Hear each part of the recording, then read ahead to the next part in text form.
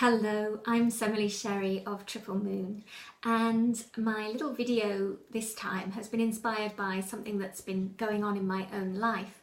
I've just returned from my parents' home where I've been visiting my dad in hospital, and he's recently had a stroke, and so his communication skills have been affected by that. He doesn't always understand questions, and sometimes he can reply really lucidly, and other times a sort of confused answer comes out, or he substitutes words and it's difficult to work out what he's trying to say. And it really brought home to me the whole aspect of communication that isn't verbal, how important just presence is, just being there in someone's space and energy and giving them your full attention, being fully present for them. A gesture, a touch, just a look can convey so much information. And it was such a blessing in lots of ways, being able to communicate in that way that didn't need words or language. And it made me remember something else that's really valuable and that I've often told my clients. And that is the spiritual or energetic side of communication that can also take place. And I used this method while I was with my dad as well. I was obviously giving him Reiki, healing, helping him and supporting him in his recovery. And while I was doing that, all I do is I call in my higher self, and then I call in and connect to my dad's higher self. And what I ask is that the higher selves talk to each other, because the higher self is the part of you that remains connected fully to spirit and source at all times. And so no matter what's going on with the physical, the spiritual can still continue perfectly unimpeded. And so our higher selves can have a totally clear and unconfused communication. And I just wanted to share that with you because I know that there'll be many people who struggle with communicating with their loved ones at some level. So whether you have an autistic child that perhaps doesn't communicate in the usual way, if you have someone with a stroke like my own dad who's struggling to kind of put words together sometimes.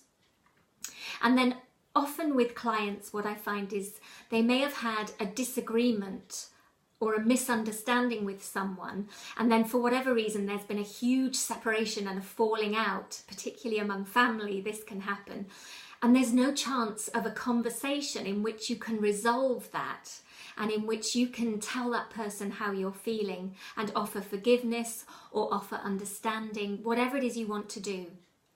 And so where that happens, where physical communication is not always possible or clear, you can always make that connection from your higher self to the other person's higher self. And then you can say everything you want to say, and you can sit and listen to how they may want to respond to you, what they may want to say to you. And that conversation happens perfectly clearly in a space of love and compassion and understanding. And in many situations, this can give you the release that you are looking for, and also the person you're talking to, whether they are spiritual themselves or not, whether they believe that this method of communication works or not.